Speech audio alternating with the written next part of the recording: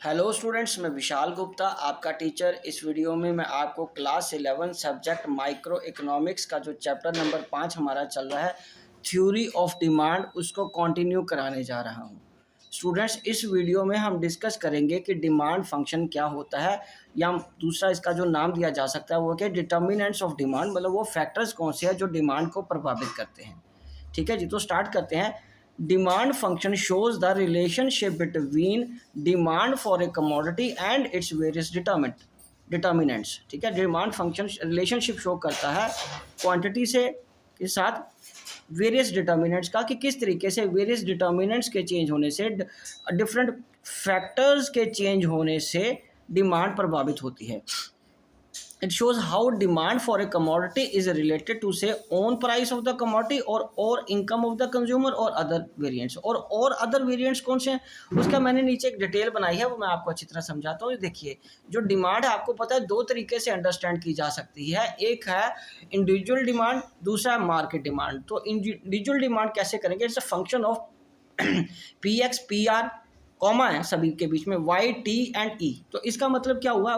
P x क्या हो गया? Price of commodity, P R price of related goods जिसको हम सब्स्टिट्यूट और कॉम्प्लीमेंट्री गुड्स भी बोलते हैं। ठीक है जी।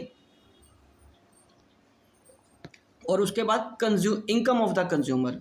और फोर्थ क्या है? Test and preferences. और ई क्या है? एक्सपेक्टेशंस। ओके जी। उसी तरह मार्केट डिमांड में ये वाले 5 तो है ही हैं, उसके साथ N और YD। So it includes function of individual demand plus population size and number of buyers। और मतलब जहाँ नंबर ऑफ बायर्स भी बोल सकते हैं उसको, और पॉपुलेशन साइज भी बोल सकते हैं। और 7th है डिस्ट्रीब्यूशन ऑफ इनकम, कि डिस्ट्रीब्यूशन ऑफ इनकम किस तरीके से रहेगा। ठीक है स्टूडेंट्स, तो चलिए अब हम आगे डिस्कस करते हैं अगला। इसको सिर्फ इंडिविजुअल डिमांड के फंक्शंस को पहले अंडरस्टैंड करते हैं। तो सबसे पहले हम इंडिविजुअल डिमांड फंक्शन के या वो डिटर्मिनेंट्स है, वो फैक्टर्स की बात करेंगे जो इंडिविजुअल व्यक्ति की डिमांड को, कंज्यूमर की डिमांड को प्रभावित करते हैं। वो है पहला, own price of the commodity. So own price of the commodity क्या है? Other things being equal, with a rise in the own price of the commodity it's demand contracts, and with a fall in its own price demand extend, और demand आगे बढ़ जाती है। The inverse relationship between own price of the commodity and it's demand is called law of demand, और उसको हम क्या बोलते हैं? Law of demand. ओके, दूसरा पॉइंट है price of related goods. So price of related goods क्या है? Demand for a commodity is also influenced by the price of related goods. Related goods दो तरह के होता है, एक होता है सब्स्टिट्यूट गुड, दूसरा होता है कम्प्लीमेंट्री गुड। तो सबसे पहले मैं आपको सब्स्टिट्यूट गुड्स का समझाता हूँ।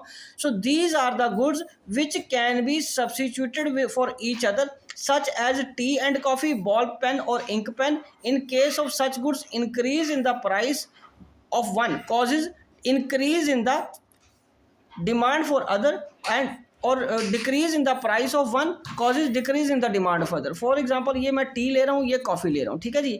ये इसका प्राइस है, ये इसकी क्वांटिटी है, ये इसका प्राइस है, ये इसकी क्वांटिटी। यदि इसका प्राइस बढ़ जाएगा तो इसकी क्वांटिटी बढ़ जाएगी, इसका प्राइस कम हो जाएगा तो इसकी क्वांटिटी की डिमांड कम हो जाएगी। ठीक है जी, ये कह रहा है वो। अंडरस्टूड। चलिए अब हम आगे डिस्कस करते हैं कि कंप्लीमेंट्री गुड्स क्या होते हैं। So complementary goods are those goods which complete the demand of each other and therefore demanded together. For example, pen and ink, और दूसरा bread and butter. In case of complementary goods, a fall in the price of one causes increase in the demand for other, and a rise in the price of one causes decrease in the demand for other। For example, ये जैसे pen और refill की example हमने ली है, ये इसका price है, ये इसकी क्वांटिटी है, ये इसका प्राइस है, ये इसकी क्वांटिटी है। इसका दाम बढ़ जाएगा तो इसकी क्वांटिटी की डिमांड कम हो जाएगी। अंडरस्टूड। फिर वो रिफिल भी नहीं बिकेगा ना। अंडरस्टूड। यदि पेन महंगा हो जाता है तो फिर रिफिल की डिमांड भी कम हो जाती है। ठीक है स्टूडेंट्स, एंड वाइस वर्सा। ठीक है, ये अंडरस्टैंड हो गया ना आपको। चलिए अब हम बात करते हैं कि डिफरेंस क्या है सब्स्टिट्यूट और कंप्लीमेंट्री का। ये छोटा सा डिफरेंस है, कई बार पेपर में आ जाता होता है, उसको अंडरस्टैंड करिए। विच can B interchange with each other. For example, T की जगह हम कॉफ़ी ले सकते हैं, पेप्सी की जगह कोक ले सकते हैं, रिफिल पेन की जगह बॉल पॉइंट इंक पेन ले सकते हैं हम, है ना। बॉल पॉइंट पेन मतलब रिफिल वाला पेन, मतलब बॉल पॉइंट पेन है, उसकी जगह इंक पेन को इस्तेमाल कर सकते हैं। ये हो गए सब्स्टिट्यूट, जो कि इंटरचेंज किए जा सकते हैं। उसकी यूटिलिटी में हमें शायद कोई ज़्यादा फर्क नहीं पड़ेगा। तो कंप्लीमेंट गुड है which complete each others demand like pen and refill. Okay, उसके बाद when price of the substitute good increases demand for the given good rises and vice versa. So when price of the complementary good increases, demand for a given good falls and vice versa। ठीक है students, तो चलिए अब हम आगे discuss करते हैं income of the consumer. तो इनकम ऑफ द कंज्यूमर क्या है? Change in the income of the consumer also influences the demand for other goods. Consumer की इनकम भी डिमांड को प्रभावित करती है डिफरेंट गुड्स की। The demand for the normal goods tends to increase with increase in the income and vice versa. On the other hand, the demand for inferior goods like coarse grains tends to decrease with the increase in income and vice versa। ठीक है जी, मतलब normal goods की demand बढ़ जाती है income के बढ़ने से, और इन्फीरियर गुड्स की डिमांड कम हो जाती है आपकी इनकम बढ़ने से। तो अब सबसे बड़ी बात है कि फिर नॉर्मल गुड्स और इन्फीरियर गुड्स का डिफरेंस को पहले अंडरस्टैंड करते हैं क्या है। तो नॉर्मल गुड्स क्या, इनकम इफेक्टिव इज पॉजिटिव, और यहाँ पे है income effective is negative. Income effect is negative in case of inferior goods. उसके बाद दूसरा, मे और may not be essential of life, essentials of life. There is always inverse relationship between own price of the commodity and quantity demanded, or either there may be or may not be an inverse relation। ये price के साथ इसका inverse relationship हो भी सकता है और नहीं भी हो सकता। ठीक है स्टूडेंट्स, तो ये बहुत ईजी है। चलिए अब हम अगले 5th पॉइंट की बात करते हैं, taste and preferences. Yes, taste and preferences की वो कैसे किसी व्यक्ति की डिमांड को प्रभावित करते हैं। तो demand for goods and services also depend upon individual taste and preferences. So taste and preferences किससे इन्फ्लुएंस होते हैं? या तो एडवर्टीजमेंट से, या चेंज इन फैशन की वजह से, या क्लाइमेट की वजह से, या न्यू इन्वेंशंस की वजह से। So other things being equal, demand for these goods increases which consumers develop strong taste and preferences. If his taste and preferences changes, then demand for the said good decreases। तो फिर उस goods की demand क्या हो जाएगी? Decrease हो जाएगी। ठीक है स्टूडेंट्स, और उसके बाद हम बात करेंगे एक्सपेक्टेशंस की। सो एक्सपेक्टेशंस क्या चीज़ होती है?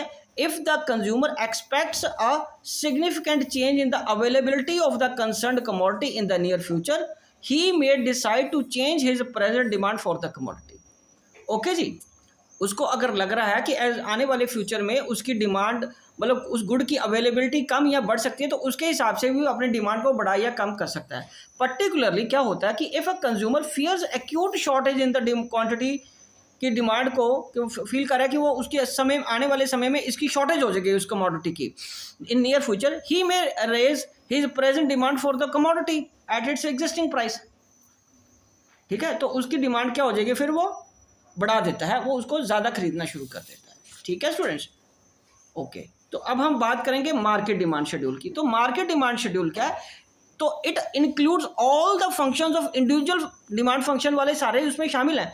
जब आपको अकेला यदि मार्केट डिमांड शेड्यूल भी एक्सप्लेन करने को आएगा तो ये 5 पॉइंट तो आपको एक्सप्लेन करने ही करने। उसके ओवर एंड अबव ये 2 पॉइंट और है, एक population size and distribution of income, इसको भी एक्सप्लेन करना पड़ेगा आपको। ठीक है जी, तो चलिए हम इसको एक्सप्लेन करते हैं। सबसे पहले पॉपुलेशन साइज, सबसे पहले मतलब 6 पॉइंट है, population size and number of buyers। So demand increases with the increase in the population and decreases in population, या decrease in population की वजह से। This is because with the increase or decrease in population size, the numbers of buyer or product tends to rise, increase। एक ही बात है।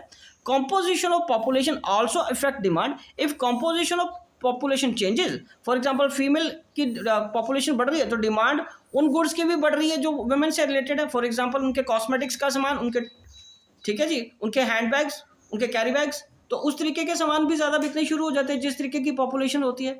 अगर educated person ज़्यादा बढ़ रहे हैं तो उस तरीके की डिमांड बढ़नी शुरू हो जाती है। ठीक है जी, बैग्स, स्कूल बैग्स की डिमांड बढ़ जाती है, स्कूल ड्रेसेस की डिमांड बढ़ जाती है, बुक्स एंड कॉपीज़ या रजिस्टर्स और स्टेशनरी की डिमांड बढ़ जाती है अगर एजुकेटेड या एजुकेशन प्राप्त करने वाले लोग ज़्यादा हो जाते हैं तो। ठीक है जी, तो वो डिमांड या पॉपुलेशन साइज या नंबर ऑफ बायर्स के बढ़ने से भी आपकी डिमांड अफेक्ट होती है। ठीक है जी, बढ़ने या कम होने दोनों से। Okay, that was the factor called population size और नंबर ऑफ बायर्स। तो चलिए अब इसका 7th पॉइंट और ये लास्ट पॉइंट डिस्कस करते हैं, distribution of income. So market demand is also influenced by the change in the distribution income in the society. देखिए, दो तरह के लोग होते हैं, रिच एंड पुअर, दो तरह के सोसाइटी में लोग हैं। If the income is equitably distributed then there will be more demand. मतलब अमीरों को तो पैसा, रिच पर्सन्स को तो पैसा मिल ही रहा है डिस्ट्रीब्यूशन इनकम में, और यदि पुअर पीपल को भी बराबर का पैसा, बराबर का मतलब कि उनकी मेहनत के हिसाब से उनको पैसा मिल रहा है, तो फिर डिमांड किसी भी चीज़ की बढ़ जाएगी। तो डिमांड, क्योंकि अमीर बंदा कम पैसा, मतलब डिमांड क्या उसकी कांस्टेंट रहती है अमीर व्यक्ति की, चाहे डिस्ट्रीब्यूशन ऑफ इनकम इक्विटेबल है या इक्विटेबल नहीं है। बट अगर डिस्ट्रीब्यूशन इक्विटेबल है तो पुअर लोग ज़्यादा डिमांड करना शुरू कर देते हैं, जिसकी वजह से क्या होता है, डिमांड बढ़ जाती है। और अगर इनकम इक्विटेबली डिस्ट्रीब्यूटेड नहीं है, ज़्यादा हिस्सा अमीर लोगों को मिल रहा है, तो उस केस में डिमांड कम हो जाएगी, बिकॉज गरीब लोगों को इतना पैसा नहीं मिल रहा कि वो अपनी नेसेसिटीज़ को भी पूरा कर पाएँ। ठीक है जी, समझ आ गया बेटे? तो चलिए, इसी के साथ ये टॉपिक कंप्लीट होता है और मैं ये वीडियो भी यही कंक्लूड करता हूँ। आई होप कि आपको अच्छे से समझ आ गया होगा। आप इसी तरह मेरे चैनल को सब्सक्राइब करके वीडियोस देखते रहिए, और अगली वीडियो में हम करेंगे लॉ ऑफ डिमांड। ओके जी, डन।